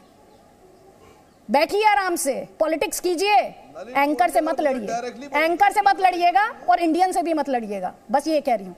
नलिन कोहली ये कह रहे हैं इतने बड़े इलाके पर कब्जा कर लिया, ये कह रहे हैं आप इतने बेशर्म हैं, आप प्रधानमंत्री को बचा रहे हैं, ये कह रहे हैं आप इतने बेशर्म हैं, आप रक्षा मंत्री को बचा रहे हैं, चाइना ने ये कर दिया, चाइना ने वो कर दिया, आप बताते नहीं है देश को। आपका जवाब सुन लिया, इस पे जवाब भी क्यों देना है? मतलब अगर शर्मिंदगी की कोई बात होती तो पहले ये इस पे कहते अरे हिंदुस्तान की पुलिस 15 मिनट अंदर घर में चले जाओ, फिर दिखाते हम अपना वजूद क्या है। इन्हीं के नेता ने कहा, पूरे देश को सुना दिया। मतलब ये तो कुछ भी कह सकते हैं, हमने सुन ही लिया है। अब ऐसा है, आज उनको बुराई करनी है, सेना की भी कर दी, चीन की भी तारीफ कर दी, बीजेपी को भी गलिया दिया, वो तो करते ही हैं। प्रधानमंत्री जी, रक्षा मंत्री जी, देश को उन पर पूरा भरोसा है। इनके भरोसे या ना भरोसे से देश तो नहीं बदलेगा, इन्होंने तो हमेशा ही राजनीति करनी है। अगर ये इनमें कोई बात होती देश हित के लिए तो ये कौन सा देश हित में बयान है? अरे हिंदुस्तान की पुलिस 15 मिनट के लिए घर चले जा, फिर हम दिखाते हैं हम क्या है। और दूसरे कहते हैं हिंदू जो है कीड़े मकोड़ों की तरह है, इन्हीं के नेता थे। तो इनकी राजनीति अलग है, इनकी राजनीति एक सांप्रदायिक राजनीति है। मुस्लिम वोट की तरफ फोकस करते हैं, फिर कहते हैं टीवी पे आके फिर ऐसी ही बातें करते हैं। आपके यहाँ एक रक्षा विशेषज्ञ बैठे हैं, वरिष्ठ व्यक्ति हैं, सेना में काम कर चुके हैं, तो उनसे ज्यादा कौन है जानकारी दे पाएगा जो हो रहा है चीन या भारत या अलग देश। और दूसरी बात, हमें सेना पे भरोसा है, हमें जानकारी ये क्यों सेना दे कि हमने कितनी गोली चलाई नहीं चलाई, हमें कौन सा बम इस्तेमाल करना है, इनको बताकर या मुझे बताकर या आपको बताकर क्या फायदा मिलेगा। जो सेना कर रही तो कर रही है ना हिफाजत के लिए, तो एक इनमें से कोई खड़ा तो नहीं है बॉर्डर पे, लेकिन हिफाजत में जो खड़े हैं उनसे सवाल जरूर पूछेंगे। तो ऐसे तो देखिए नहीं, लेकिन नलिन जी आपकी पार्टी पर यह आरोप लगता है सर, जो हिफाजत के लिए बॉर्डर पर खड़े हैं जी आप उनका सहारा लेकर उनके पीछे अपनी पॉलिटिकल अकाउंटेबिलिटी से दूर हट जाते हैं, ये सवाल उठ रहा है। और मैं चाहूंगी वो डेटा भी हम अपने दर्शकों को दिखाएं। बिशंबर दयाल जी, जनरल बिशंबर दयाल ने ये कहा कि एक सिनर्जी होनी चाहिए। जब आपकी मिलिट्री लड़ रही है या आपकी मिलिट्री अंडर अटैक है, उसे टारगेट किया जा रहा है, तो आपकी डिप्लोमेसी और आपकी पॉलिटिकल लीडरशिप को वही रुख अख्तियार करना चाहिए जो कि मिलिट्री का है। आपकी मिलिट्री तो वहां पर दो हाथ कर रही है, आप डिप्लोमेटिक लेवल पर भी उस कंट्री के साथ कनेक्टेड रहते हैं और जाकर आप पॉलिटिकली भी 2 कदम आगे उनकी तरफ बढ़ जाते हैं, हाथ मिलाते हैं, मुस्कुराते हैं। ये सवाल वो उठा रहे थे सर। इसका जवाब दे सकता हूं नहीं, मैं इसको आराम से कर सकता हूं। मेरी जो थोड़ी लिमिटेड जानकारी है, बाकी किसी भी व्यक्ति की और जानकारी हो सकती है, समझ हो सकती है, लेकिन अपनी छोटी समझ के साथ मुझे यह पता है कि बचपन के कुट्टी अब्बा वाले गेम की तरह कूटनीति नहीं होती, मतलब विश्व में जो हम रहते हैं नहीं होती। पिछले कई 100 सालों से जो कूटनीति है वो समझते हैं। यूक्रेन में तेल का उदाहरण ले लीजिए, भारत की नीति बड़ी स्पष्ट है। भारत ने अपनी बात हर जगह कहा है, चाहे अमेरिका को कहा है, योग देश का है, वैसे ही चाइना पे कहा है, वैसे ही पाकिस्तान पे कहा है। आज से 10 साल पहले, 15 साल पहले, भारत को 20 साल पहले देखा जाता था पाकिस्तान भारत बराबर के देश हैं। आज पाकिस्तान की कौन बात करता है भारत के साथ? आज पिछले 8 सालों में कितना बदल चुका है। आज इस देश में बहुत फर्क है, विदेश में बहुत फर्क है। तो इसलिए मैंने कहा ये कूटनीतिक और दूसरा रक्षा, ये दोनों जो है, जो समझदार है वो अपना काम कर रहे हैं। बाकी जिनको राजनीति करना है करें, हमें भरोसा है हमारे लोगों पे, हमारे डिप्लोमेट्स पे भी भरोसा है, हमें अपने आर्मी, एयरफोर्स, नेवी सब पर, जवान पर भरोसा है। वो काम कर रहे हैं और अभी तक करते गए हैं सफलतापूर्वक। ठीक है, सैयद असीम वकार आपको जवाब देना चाह रहे हैं, जवाब ले लीजिए सैयद असीम वकार। जरूर जरूर।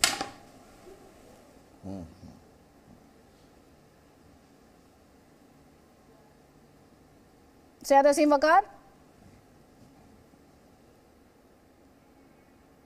मेरे ख्याल से उनके साथ हमारा संपर्क टूट गया है। जनरल दयाल, यहां पर अभी आपने सुना, पहले सैयद असीम वकार आप मुझे सुन पा रहे हैं? आप नलिन जी का जवाब सुन पाए सर? नहीं, जवाब नहीं सुन पाया, लेकिन मैं आपको अब सुन पा रहा हूं। मेरा फोन कट गया था, अब बोलिए जी। वो ये कह रहे हैं कि जिस पार्टी के नेता खुद कटघरे में हो वो देशहित की बात करते हुए अच्छे नहीं लगते। जो पार्टी मजहब की राजनीति करती हो, जब वो दूसरी पार्टी पर सवाल खड़े करती है तो वो अच्छा नहीं लगता। देखिए, सबसे पहले तो यह तय कर लीजिए कि यह मुद्दा है गंभीर। आप एक अच्छी एंकर हैं, आपकी जिम्मेदारी मुझे जरा इनकी आवाज बढ़ा कर दीजिए। इस मुद्दे पर विपक्ष से आप सवाल मत पूछिए प्लीज। क्या बोल रहे हैं? इस मुद्दे पर विपक्ष से सवाल नहीं पूछे जाएंगे, सरकार से पूछिए, ये जिम्मेदारी है। आप ये डिबेट सुन रहे थे? दूसरी बात सेकंड, एक बात है, दूसरी बात नहीं, पहली बात पर ही पहले बात कर लेते हैं। पहली बात पर ही बात कर लेते हैं। मैडम, आप बकवास बहुत करती हैं। ना हाथ मत हिलाइए, पहली बात पर ही पहले बात कर लीजिए। आप बोलने नहीं दे रही है मुझे। नहीं, आपको बोलने में तब दूंगी ना, निजी हमले करने। ऐसा लग रहा है जैसे आपने ठेका ले लिया चीन को बचाने का। नहीं, मैं चीन को गाली बक रहा हूँ, आप चीन को बचा रही हैं। किसको बचा रही हूँ मैं कह रहा हूँ चीन मुर्दाबाद। आप कह रही हैं, आप यहाँ विपक्ष को खड़े होकर गालियां बक रही हैं। इनका ऑडियो जरा सही मायने में फिक्स कराइए। इन्हें कहां से गलती सुनाई दे रहा है? उल्टा कैसे सुन ले रहे हैं? क्या बात होती है? मैं चीन मुर्दाबाद बोल रहा हूँ। इन्हें यहाँ पर भारत माता की जय और इनको सुनाई दे रहा है चाइना। ये तो बहुत ही प्रॉब्लम है भाई, ये तो बहुत ही ज्यादा कम्युनिकेशन का प्रॉब्लम है। जरा इनकी ऑडियो लाइन फिक्स कराइए, इनकी ऑडियो लाइन फिक्स कराइए, इनकी ऑडियो लाइन फिक्स कराइए। और कई खास मेहमान लगातार हमारे साथ हैं। जनरल कौन है हमारे साथ? हमारे साथ कांग्रेस पार्टी से पृथ्वीराज चौहान है। पृथ्वीराज चौहान जी, बहुत बहुत स्वागत है जी न्यूज पर। सर, यहाँ पर सवाल ये उठ रहा है, बीजेपी जो सवाल बार बार उठा रही है सर, वो ये सवाल उठा रही है कि आपका तो अपना एक इतिहास रहा है चाइना के साथ। आप वो कह रहे हैं आपका इतिहास आपको कटघरे में खड़ा करता है। वो एक MOU की बात करते हैं CCP और आपकी पार्टी की टॉप लीडरशिप के बीच, और साथ ही वो कहते हैं कि आप तो जब तवांग पर सवाल उठा रहे हैं, आप तो भारतीय फौज पर सवाल उठा रहे हैं। देखिए, भारतीय फौज पे कोई सवाल नहीं उठा रहा है, हम हमारी डिप्लोमेसी पे सवाल उठा रहे हैं। देखिए, जब गलवान में क्लैशेस हुए थे, हमारे 20 जवान शहीद हुए थे, अभी तक उसके बारे में कोई स्पष्टीकरण सरकार ने नहीं दिया है। मोदी जी ने कहा था कि हमारी कोई भी जमीन किसी भी देश ने नहीं हथियाई है, कोई भी हमारे देश में घुस के नहीं आया है। ये मोदी जी का बयान अभी भी कायम है। क्या मोदी जी उस बयान को बदलेंगे? क्या गलवान वैली में चीन हमारे कई सैकड़ों हजारों स्क्वायर किलोमीटर जमीन पे कब्जा करके बैठा है, ये सही है कि नहीं है? पार्लियामेंट में बताएं कि हमारे कोई किसी ने कब्जा नहीं किया है। लेकिन आज ये नई परिस्थिति अरुणाचल में हुई है। अक्टूबर पिछले साल भी ऐसी हालत बनी थी, और एक तरफ संसद का अधिवेशन चल रहा है, दूसरी तरफ भारत G20 की अध्यक्षता कर रहा है। बहुत सारे विदेशी मेहमान मुंबई आए हैं, और इसका मौका साधते हुए चीन ने 9 तारीख को सुबह 3 बजे आक्रमण किया है। 300 से ज्यादा PLA के जवान घुस के आए थे। बाद में कई सारी हाथापाई हुई। हमारे कम से कम 6 जवान गुवाहाटी हॉस्पिटल पे इलाज करवा रहे हैं, और कई दिन हो गए सरकार चुप्पी साधे बैठी थी। घटना 9 तारीख को घटी थी, 12-13 तारीख तक किसी ने किसी जानकारी किसी को दी नहीं। जब एक अखबार में बात छपी, तब रक्षा मंत्री आए, और रक्षा मंत्री क्या कहते हैं? नलिन कोहली जी से जवाब लीजिए। रक्षा मंत्री क्या बोल रहे हैं? ठीक सर, जवाब लीजिए। नलिन कोहली जी ये कह रहे हैं पार्लियामेंट का सेशन ऑन था, इतनी बड़ी गुस्ताखी कर दी चाइना ने, और आपने इतना विलंब किया देश को बताने में, पार्लियामेंट को बताने में। पृथ्वीराज जी बहुत वरिष्ठ नेता हैं, कांग्रेस के मुख्यमंत्री रह चुके हैं, प्रधानमंत्री कार्यालय में उनका अपना एक दर्जा रहा मंत्री के रूप में, तो वो इन बातों को अच्छे से समझ सकते हैं। राजनीति को थोड़ा एक सेकंड के लिए अलग रख ले तो मुझे लगता है कुछ चीज़ें उन्होंने अपने आप अपने सवालों में अच्छा जवाबहीन पा लिया हमने, कि जब संसद चल रहा है, जब पार्लियामेंट शुरू हो जाता है और चीन ने किया, तो उन्हें शायद लगा होगा कि ये अपेक्षा चीन की शायद गलत नहीं निकली कि कई दल जो है सरकार को कटघरे में खड़ा करने के लिए बहुत बयानबाजी करेंगे और भारत एकजुट नहीं दिखेगा, जो पहले दिखता था। होना भी चाहिए, मैं ये नहीं मानता कोई दल जो है भारत के विपरीत है, लेकिन इस बातचीत में जो शोर और रहता है डेमोक्रेसी का, उसमें ये संदेश विदेश जाता है। दूसरी बात भी उन्होंने गंभीर ही बताई कि भाई इस वक्त G20 की देश के कई वरिष्ठ लोग आए हुए हैं, तो चीन ने भी इस बात को देखा और उनकी भी अपेक्षा सही निकली कि भारत में अलग अलग राजनीतिक दल अलग स्वर में बहुत शोर करेंगे सरकार को कटघरे में फिर खड़ा करने के लिए। तो इससे ना तो मुझे भारत का फायदा तो दिखा नहीं, चीन अगर इस सोच से आई है तो चीन का फायदा होते दिख ही रहा है ना। पृथ्वीराज जी आपका जवाब, वो कह रहे हैं कि चाइना ने एंटिसिपेट कर लिया था कि ऑपोजिशन यूनाइटेड नहीं होगी गवर्नमेंट के साथ। देखिए, सवाल यह है कि आज भारत में मोदी जी का राज्य है, देश की जनता ने भाजपा को चुना हुआ है और देश की रक्षा करने की पूरी जिम्मेदारी नरेंद्र मोदी जी की है और भाजपा सरकार की है। अब कोई क्या कहता है इसको आप महत्व मत दीजिए, क्या देश की रक्षा करने की आपकी जिम्मेदारी है या नहीं?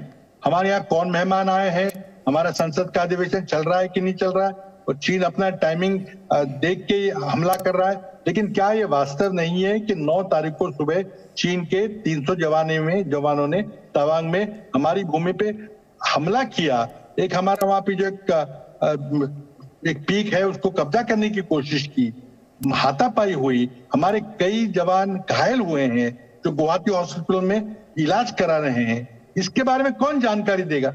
क्या विपक्ष एक है या नहीं है? आरोप कर रहा है, आरोप तो करना विपक्ष का काम है, लेकिन देश की रक्षा करना ये आपका काम है, उसमें आप विफल हो रहे हैं। ये हम बताना चाहते हैं देश को कि आप गलवान के समय भी आप विफल रहे हैं। गलवान के समय में प्रधानमंत्री जी का बयान याद कीजिए, उन्होंने कहा था कि कोई भी गुस्सा नहीं है, कोई भी हमारी जमीन किसी ने ले ली है। क्या ये बात पे अभी भी कायम है प्रधानमंत्री? इसीलिए हम चिंतित है। क्या चिंता व्यक्त करना गलत बात है? बिल्कुल नहीं, मैं बड़े श्रद्धापूर्वक कहना चाहूँगा, बिल्कुल नहीं गलत है चिंता करना पृथ्वीराज जी को। पर लेकिन साथ साथ सरकार ने तो दोनों लोकसभा में भी और राज्यसभा में भी बयान दिया, वीडियो भी हमारे सामने है। और जहां तक जिम्मेदारी है, बिल्कुल पूर्ण रूप से भारत सरकार की जिम्मेदारी नरेंद्र मोदी जी के रहते 100% है। नरेंद्र मोदी जी के रहते प्रधानमंत्री अपनी जिम्मेदारी भारत न समझे, ये असंभव है। इस बात को मैं बड़ी गंभीरता से रख रहा हूं कि क्योंकि नरेंद्र मोदी जी इतनी जिम्मेदारी समझते हैं कि जब पाकिस्तान ने 2 बार ऐसी हरकत की तो पाकिस्तान में हमारे सैनिकों को अधिकार दिया गया, बॉर्डर क्रॉस करिए सर्जिकल स्ट्राइक, एयरफोर्स को बॉर्डर क्रॉस करिए बालकोट। उसमें भी तो सवाल पूछे गए। पृथ्वीराज जी ने व्यक्तिगत रूप से नहीं पूछा होगा, लेकिन इनके पार्टी के बहुत वरिष्ठ लोगों ने अजीब और गरीब सवाल पूछे थे उस समय। तो मैं जिम्मेदारी को यहां ठोक कर कह रहा हूं कि हां, जिम्मेदारी केवल सरकार की, और मोदी जी की सरकार कभी भी जिम्मेदारी से नहीं भागती। ठीक है, जल्दी से पृथ्वीराज जी। नरेंद्र भाई, आप पाकिस्तान की बात छोड़िए, गलवान की बात कीजिए और आज तवांग की बात कीजिए। क्या तवांग में हमारी भूमि हथियाने का खतरा है? भारत सरकार क्या कर रही है? क्या हमारी कूटनीति असफल रही है? हमारे ये डिप्लोमेटिक फेलियर माना जाए कि इस तरह से ये आज भी ये मानना है कि एग्री डिस्प्यूटेड एरिया है, यहाँ पे विवाद है, लेकिन क्यों विवाद सुलझाने के लिए चीन सैनिक अपने भेज रहा है, अपने जवान भेज रहा है? इसका मतलब साफ बात है कि भारत की कूटनीति, भारत की डिप्लोमेसी का ये पूरा के पूरा टोटल फेलियर है। ठीक है, जवाब लीजिए। नलिन कोहली ये कह रहे हैं कि नहीं, मैं इससे असहमत, ये डिप्लोमेटिक फेलियर है इंडिया। मैंने सुन लिया, नहीं मैं इसे बिल्कुल नकारूंगा और जरूर कहूंगा बिल्कुल नहीं। मैं तो बल्कि इसके विपरीत देखूंगा कि आज विश्व में नरेंद्र मोदी जी के चलते विश्व में, और हमारे जो विदेश मंत्री हैं जयशंकर जी, उनके चलते विश्व में चीन की को और गंभीरता से देखा जा रहा है, और भारत की जो चिंताएं हैं उसे स्वीकारा भी जा रहा है और पहचाना भी जा रहा है। और ये हर जगह आप देखेंगे अलग बयानों से स्पष्ट होता है। दूसरी बात, क्या गलवान या कोई इलाका खतरे में? अरे चीन का खतरा तो पूरा देश पे, इस खतरा को तो अब जाकर पहचाना जा रहा है जब से मोदी जी की सरकार 2014 में आई है 2 बार। इसीलिए तो कह रहे हैं कि हम जिम्मेदारी से स्वीकारते हैं कि हमारी सरकार जो है, भारत की सरकार, उनके नेतृत्व में इस जिम्मेदारी को ठानती है। लेकिन इसके साथ साथ एक प्रश्न उतना ही प्रासंगिक हो जाता है या रेलेवेंट हो जाता है पृथ्वीराज जी, वो ये है सर कि क्या जो इससे पूर्व स्थिति थी उसमें और आज में अंतर है या नहीं? आज क्या इंफ्रास्ट्रक्चर नहीं बन रहा है बॉर्डर पे? पहले ये सोच थी या नहीं थी कि इंफ्रास्ट्रक्चर बॉर्डर पे बनाएंगे तो चीन इसका फायदा ले सकता है? देश में फॉरवर्ड एडवांस लैंडिंग एयरपोर्ट्स क्यों नहीं थे जहां पर इमरजेंसी में फ्लाइट्स लैंड हो सकती है? आज बने या ना बने। ब्लैक टॉप रोड क्यों नहीं थे? क्या ये बहुत बड़ी बात है? रॉकेट साइंस है। BRO ने, जिस बॉर्डर रोड्स ऑर्गेनाइजेशन ने पिछले 8 सालों में जितने सड़कें बनाई हैं, ऐसी गति पहले क्यों नहीं थी? ठीक है, ब्लैक टॉपिंग की भी नई सड़कों की। ठीक है, एक सेकंड पृथ्वीराज जी, मैं यहाँ पर आपको रोकूंगी क्योंकि ये एक पॉलिटिकल डिबेट है और इसमें अब मैं मिलिट्री का पर्सपेक्टिव लेकर आना चाहती हूँ कि बहुत देर से जनरल मेस्टन और जनरल दयाल इंतजार कर रहे हैं और बहुत सारी बातें यहाँ पर नलिन कोहली ने की हैं। पहले जनरल दयाल, आपने पूरा डिस्कशन ये सुन लिया, एक पॉलिटिकल डिबेट है, वापस मैं पृथ्वीराज जी आपको मंच दूंगी, लेकिन उससे पहले एक मैं मिलिट्री पर्सपेक्टिव यहां पर लेकर आना चाहती हूं। हमने पूरी ये डिबेट देखी, सुनी, जो कुछ सरकार द्वारा इस वक्त कहा जा रहा है, वो कह रहे हैं कि सिनर्जी तो है, आप कूटनीति में कभी आगे कभी पीछे नहीं हो सकते, उसमें आपको एक मोमेंटम मेंटेन करना पड़ता है, आप कंप्लीटली जो रिलेशंस हैं वो ब्रेक ऑफ भी नहीं कर सकते। एज अ डिफेंस एक्सपर्ट आप इस जवाब से कितना संतुष्ट हैं?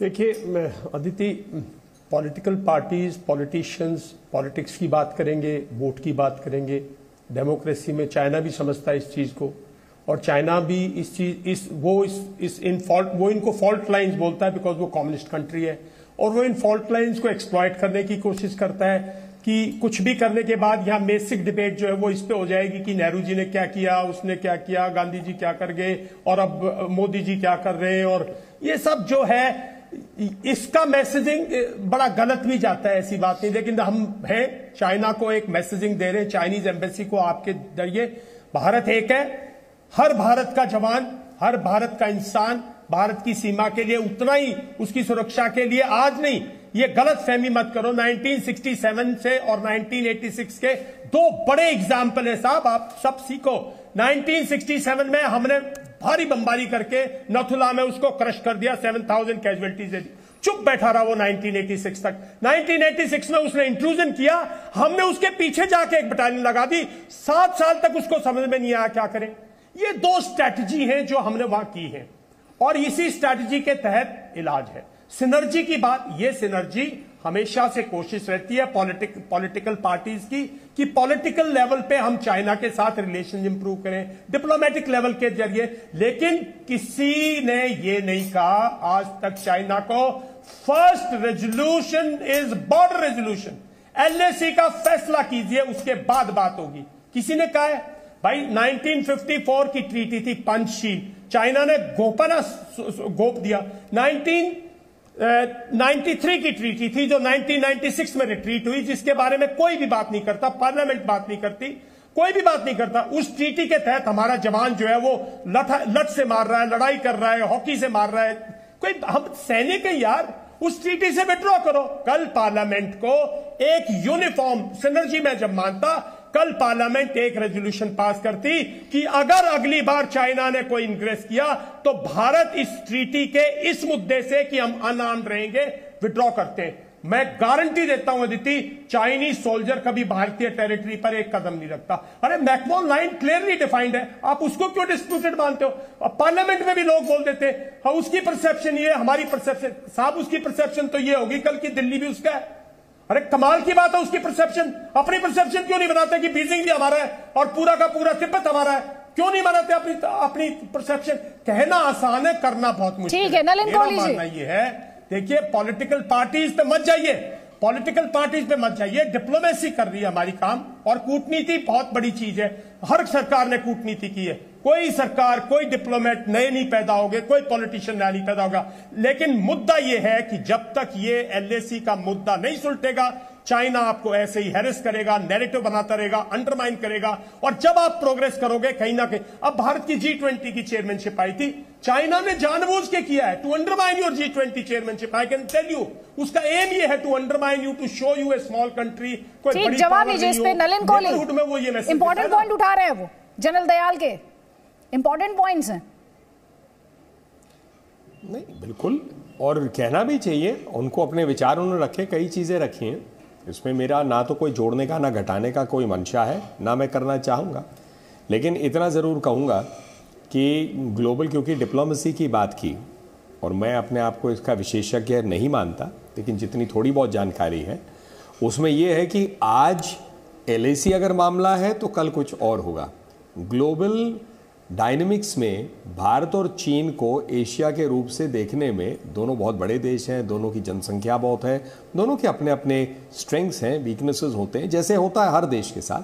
तो उसमें ये जो है आज कोई इशू है, कल रहेगा। ये जॉसलिंग जो है, डिप्लोमेटिक जॉसलिंग और डिप्लोमेटिक जो इश्यूज और थोड़ा बहुत टेंशन लगाव जैसे चलता है, ऐसे ये डायनेमिक रिलेशनशिप है। मुझे कम से कम व्यक्तिगत रूप से नहीं लगता है कि ऐसा होगा कि आज एलएसी सॉल्व हो गया तो कल बाकी चीजें सॉल्व हो जाएंगी। ठीक है, जल्दी से कमेंट जनरल मेस्टन मैं आपका लूंगी यहाँ पे, उसके बाद Prithviraj ji please. General Meston. Aditi, मेरा एक ही बोलना है कि जिस प्रकार यूक्रेन और रशिया का युद्ध हो रहा है, और आपने देखा है 2014 में क्रीमिया कैप्चर हो गया था, उसके बाद अभी डॉनबैस इलाका काफी कैप्चर हो गया है। इसके बावजूद पूरा यूक्रेन, तमाम पॉलिटिकल पार्टीज, पूरा देश एक खड़ा है, तमाम सिविलियन एक है, और कोई भी अपने देश को छोड़ के नहीं जा रहा है वहां इतनी कठिन परिस्थिति के बावजूद। तो सबको एक होना चाहिए, national interest, national unity, Hindustan number 1। दूसरा, ये मैंने कई पैनलिस्ट को सुना कि हमारी टेरिटरी में काफी इंट्रूजन हो गया है। मैं अथॉरिटी के साथ बोल रहा हूं, मैंने 6 टेन्योर्स उस बॉर्डर पे किए हुए हैं एलएसी पे, और मिलिट्री ऑपरेशंस डायरेक्टरेट में भी पोस्टेड था जहां ये सारी प्लानिंग और पॉलिसीज होती हैं। मैं साफ क्लियर कट बता देता हूं कि कोई भी इंच ऑफ टेरिटरी चाइना के हाथ में नहीं है। मैं उदाहरण दे सकता हूं, अभी जिस प्रकार ये अरुणाचल प्रदेश का बॉर्डर है, वहां पर जितनी डोमिनेटिंग हाइट्स हैं वाटर शेड पे, सारी डोमिनेटिंग हाइट्स हमने ऑक्यूपाई की हुई हैं। हमारे 100% बंकर डिफेंसेस बने हुए हैं। अब सवाल उठ रहा है, ये जो विलेजेस बन रहे हैं, कई स्टेटमेंट्स आए हैं कि उन्होंने हमारे टेरिटरी में गांव बना दिए हैं। नहीं, बिल्कुल गलत है। उन्होंने परसीव जो LAC है जहां पर हम बैठे हैं, उन्होंने अपने उस तरफ गांव बना रहे हैं, उसको हम रोक नहीं सकते हैं। पेंगोंग सू पे भी जो उन्होंने कंस्ट्रक्शन कर रहे हैं अपने ब्रिज के, आपको पता है 1/3 पेंगोंग सू लेक हमारा है और 2/3 उनका है, तो वो अपने 2/3 में एक्टिविटी कर रहे हैं, उससे हम रोक नहीं सकते। हम भी एक्टिविटी कर रहे हैं जहां हमें करने हैं, हम अपने रोड ट्रैक्स बना रहे हैं। और तीसरा एक और एस्पेक्ट है, देखिए मैं नथुला ब्रिगेड में खुद कमांडर था, वहां ब्लैक टॉप रोप बकायदा थी 2009-10 में था। तो ये एक इंफ्रास्ट्रक्चर डेवलपमेंट है, ये प्रोसेस है। और भारतीय सेना ने हर पॉलिटिकल पार्टी जो भी होता है उनको बताया जाता है ये हमारी रिक्वायरमेंट है। हाँ, मैं इतना जरूर बोलना चाहूंगा कि कुछ साल से इम्पेटस ज्यादा मिल गया है। उदाहरण के तौर पे बॉर्डर रोड ऑर्गेनाइजेशन को अभी डेलीगेशन ऑफ पावर इतनी हो गई है कि वो लोएस्ट लेवल तक डिसीजन मेकिंग लेके। नहीं, जनरल मैस्टन 1 सेकेंड, आपने ये जो बातें उठाई हैं अक्सर आपकी ही फ्रेटर्निटी के लोगों के स्टेटमेंट को आधार बनाया जाता है। अभी जैसे आपने कहा कि कोई भी गांव इंडियन साइड पर नहीं है, ये जो क्लेम्स हैं कितना जमीन यहाँ हथिया लिया, इतना जमीन वहां हड़प गया, ये क्लेम्स झूठे हैं। लेकिन ये तो पॉलिटिकल डिबेट का एक बड़ा आधार रहे हैं। बीते 2.5 साल में अगर आप बात करें तो बार बार ये क्लेम किया गया है कि अरुणाचल प्रदेश के इतने गांव में आकर चाइना ने कब्जा कर लिया है और वहां पर उसकी PLA की मौजूदगी है। ये फिर ये सब आ कहां से रहा है, ये क्लेम्स कहां से आ रहे हैं? देखिए अदिति मैं इस पे ये बोल सकता हूं, देखिए ये कोई भी कुछ बोल सकता है। हम लोग वहां नौकरी करके आए हैं, उस इलाके में रहे हैं। हम तो ग्राउंड में एक एक जगह का नाम जानते हैं, हमें पोस्टों के नाम याद हैं, डिप्लॉयमेंट पूरी याद है। तो हम कैसे एक्सेप्ट करें एज अ मिलिट्री मैन? मैं एक्सेप्ट करने के लिए तैयार नहीं हूं। कोई भी अगर इसको डिस्प्यूट करना चाहता है, can have a sitting with him, map पे हम इसको एक्सप्लेन कर सकते हैं। कोई ऐसा इंट्रूजन नहीं है। ये ठीक है सर, ये इंपॉर्टेंट पॉइंट है। इसी पे पृथ्वीराज चौहान जी, आपने सुना जनरल मैस्टन क्या कह रहे हैं? ये प्रोपेगेंडा है, ये दुष्प्रचार है। ये मैं एक ही बात कहना चाहूंगा कि भारत की जनता को अगर विश्वास दिलाना है तो सरकार की ओर से कल संसद में बहस हो, पूरे दिन भर की बहस हो, विपक्ष अपनी बात रखेगा, सरकार ये दावा करे कि हमारी कोई भी जमीन किसी ने नहीं हथियाई है, और ये बात करें तो आप क्यों कतरा रहे हैं संसद की बहस से? उससे एक ऐसा माहौल बन रहा है कि सरकार कुछ छुपाना चाहती है। मैं गुजारिश करूंगा अभी भी प्रधानमंत्री से और हमारे नरेंद्र भाई से कि आप बताएं कि आप संसद की बहस से क्यों कतरा रहे हैं, क्या छुपाना चाहते हैं आप? देखिए, आप एक मैसेज ऑफ स्ट्रेंथ दीजिए, चाहे G20 के नेता हैं चाहे संसद है, देश की जनता आपको देख रही है, पूरा एक मैसेज ऑफ स्ट्रेंथ दीजिए कि कहिए कि नहीं, हमारी जमीन अगर कोई हथियाएगा तो हम पूरी सैनिक की कार्रवाई उस पर करेंगे, किसी ने कोई जमीन हमारी नहीं ली है। अब क्यों नहीं कहते ये बात? प्रधानमंत्री ने जब 2020 में बात कही थी कि कोई भी हमारे देश में घुसा नहीं, क्या वो सच्चाई थी? क्या उस बयान को प्रधानमंत्री बदलेंगे? आज की तारीख की वास्तव देश की जनता के सामने रखेंगे? ये इसलिए संदेह हो रहा है कि सरकार कतरा रही है। ठीक है, आप बहस से भाग रहे हैं, सरकार बहस से भाग रही है। ये कह रहे हैं आप पार्लियामेंट में बैठ के दूध का दूध पानी का पानी कर दीजिए ना, सारे डिटेल्स रख दीजिए पार्लियामेंट के संसद के पटल पर, क्या दिक्कत है? दो अलग अलग एस्पेक्ट हैं जो पृथ्वीराज जी ने अभी रखा। पहले आपने जो अपने सवाल में जोड़ा कि पार्लियामेंट में सारे इन्फॉर्मेशन रखे, पार्लियामेंट में जो सरकार को रखना है वो उन्होंने रख लिया। अब आ जाए दूसरी बात जो है बहस की बात। देखिए, मैं तो MP हूँ नहीं, तो इसीलिए मैं नहीं कह सकता ये प्रक्रिया के कौन से रूल हैं, पृथ्वीराज जी इस पे ज़्यादा बता पाएंगे। लेकिन संसद में बहस करने की कुछ प्रक्रिया होती है। माननीय स्पीकर साहब के साथ या अपने वाइस प्रेसिडेंट जो चेयरमैन है राज्यसभा के, तो उस रूल बुक के तहत कैसे बहस रखनी है, सरकार से बात करके सामने रख के मूव करके, ये सब जो है वरिष्ठ लोग हैं, खुद समझते हैं। इसमें ना आपके कहने से, ना मेरे कहने से, ना किसी और व्यक्ति इस पैनल पे जो बैठे हैं उनके प्रयास से वो बहस होती है। तो इसलिए संसद की गरिमा है, उस गरिमा को पहचानते हुए, उस प्रक्रिया को सम्मान देते हुए, मुझे लगता है उसके तहत हर चीज हो सकता है। और सरकार ने तो हमेशा भी कहा है, पिछले भी सत्र में मुझे याद है। चलिए नलिन जी, मेरा आपसे एक और सवाल है, क्योंकि बड़ा सवाल यही है कि चाइना के खिलाफ हमारी स्ट्रैटेजी, रणनीति कमजोर कहां पड़ती है। हम अपने दर्शकों को 3 दवाएं दिखा रहे हैं। पहली तो सभी जानते हैं कि मिलिट्री जिस तरह से जवाब दे रही है चाइना को। दूसरा, इस बहस में काफी लंबा चौड़ा डिस्कशन हुआ कूटनीतिक जवाब को लेकर। एक बहुत अहम पहलू है उसकी बाजार पर चोट करना। जो चाइना के साथ आपका बाजार है, हम ये देख रहे हैं कि इतने दशकों से, 6 दशकों से ज्यादा हो गए आपकी टेंशन्स हैं चाइना के साथ, और बावजूद इसके इंडिया उसके लिए एक बहुत बड़ा बाजार है। इतने टेंशन्स के बावजूद भारत का उसके साथ कारोबार कम नहीं होता है। और हम कुछ और इंफॉर्मेशन भी यहाँ पे नलिन कोहली जी अपने दर्शकों को दिखाना चाहते हैं कि किस तरह से यहाँ पर आप देखिए ये ग्राफ क्या बता रहा है। ये जो व्हाइट लाइन आप देख रहे हैं ये निर्यात की लाइन है, और जो ऊपर आप येलो लाइन देख रहे हैं ये आयात की लाइन है। यानी आयात जो आपने चाइना से सामान मंगाया है, और निर्यात जो आपने सामान चाइना को भेजा है। ये गैप आप देखिए जरा यहाँ पर नलिन कोहली जी, उसका कारोबार लगातार बढ़ रहा है। अगर इसे मैं बहुत ही बोलचाल की भाषा में बोलूं, जो कि थोड़ी देर पहले जनरल दयाल कह रहे थे नलिन जी, कि मेरा पैसा, इंडिया का पैसा, और प्रहार भी इंडियन फोर्स पर। नहीं, ये इसको रखिएगा प्लीज स्क्रीन पे। ये वाकई अदिति जी बहुत गंभीर सवाल है, और मैं प्रयास करूंगा कि इसे एक राजनीतिक रूप से नहीं, उतनी ही गंभीरता से जवाब दूं। ये पहली बात है, आप ग्राफ को ही देख लीजिए। 94.57 बिलियन डॉलर पीक है, और उसके नीचे 21 बिलियन डॉलर आपकी एक्सपोर्ट है, यही है ना। तो गैप हो गया 71 बिलियन डॉलर्स। और आज अगर आप गैप देखते हैं वो है 60 बिलियन डॉलर्स के सामने 8। हमारा भी घटा है, उनका भी घटा है, लेकिन नेट गैप जो है लगभग 52 बिलियन डॉलर्स है। मतलब इन 1.5-2 सालों में जो गैप था पहले 70 बिलियन डॉलर का, वो घटा है। नेट आपका एक्सपोर्ट भी घटा, उनका इंपोर्ट भी घटा, नेट गैप घटा है। Second, intertwining of economies. देखिए, कोई एक अपने घर में अकेला नहीं है, पूरी दुनिया की इकोनॉमीज इंटरकनेक्टेड है। चाइना दुनिया का फैक्ट्री है, ये माना जाता है।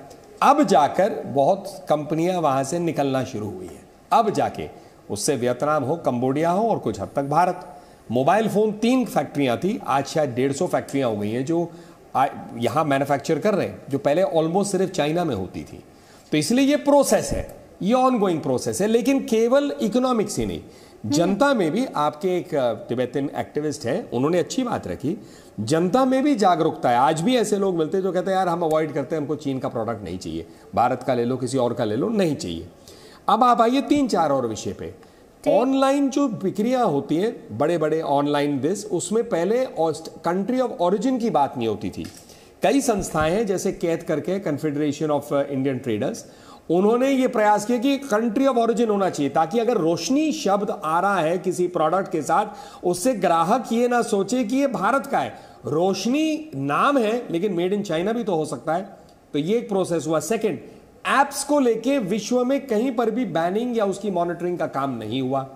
3 दिन पहले मैंने पेपर में पढ़ा कि जो चाइनीज नेशनल्स हैं, अलग अलग कंपनीज के डायरेक्टर्स, वो फिगर करीब 3000 है। राव इंद्रजीत सिंह जी जो अपने मिनिस्टर ऑफ स्टेट है फाइनेंस, अपने कॉर्पोरेट अफेयर्स के, उन्होंने ये जानकारी संसद में रखा। तो मैं आपसे क्या कह रहा हूं कि इस पूरे प्रोसेस की तरफ होता तो जा रहा है, अपने आप को आत्मनिर्भर, आत्मविश्वास और पर आ रही थी नलिन कोहली जी, आप ही का मंत्र है आत्मनिर्भर भारत, पड़ेगा ना, चॉइस ही नहीं है। नहीं, आत्मनिर्भर भारत आप ही का मंत्र है, मेक इन इंडिया आप ही का मंत्र है। कोविड को लेकर चाइना की ग्लोबली जो किरकिरी हुई है सब जानते हैं। उसके बाद किस देश के पास सबसे ज्यादा उम्मीदें और किस देश से सबसे ज्यादा एक्सपेक्टेशंस है वो भी आप जानते हैं। कहीं ना कहीं जिसे कहा जाता है आपदा में अवसर, शायद ये ही वो गोल्डन मोमेंट्स हैं जो इंडिया को कैप्चर करने हैं, जिन्हें इंडिया को पकड़ना है। और क्या इंडिया ऐसा कर पा रहा है, ये एक सवाल है इस वक्त।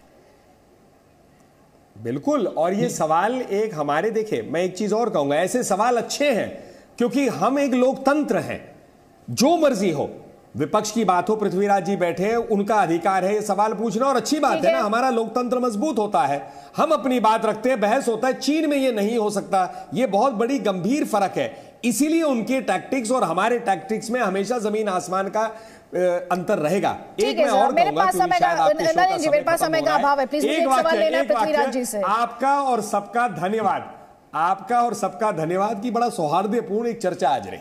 ठीक है sir, thank you so much. और आपने भी जिस तरह से सवाल का जवाब यहाँ पर देने की कोशिश की है वो अच्छा लगा यहाँ पर, वरना निजी हमले कई पैनलिस्ट होते हैं जो करने लगते हैं। लेकिन वित्त मंत्री निर्मला सीतारमण ने आपको लेकर कुछ कहा है। पृथ्वीराज चौहान जी ध्यान से सुनिएगा, कांग्रेस के वक्त में चाइना से व्यापार घाटा 2000% बढ़ा था, हमारे समय में सिर्फ 100% बढ़ा है, ये वित्त मंत्री कह रही है, सुन लीजिए। सर, चाइना के साथ हमारे ट्रेड डेफिसिट के ऊपर बहुत सारे लोग चिंता जताए, उसमें मैं बात बोलना चाहिए। ट्रेड डेफिसिट चाइना के साथ 2004-05 में 1.48 बिलियन ही था, और वो 2013-14 के अंदर 36.21 बिलियन US डॉलर्स हुआ, विच इज 2000% से ज्यादा इंक्रीज हुआ तक। पृथ्वीराज चौहान जी आपका जवाब सर।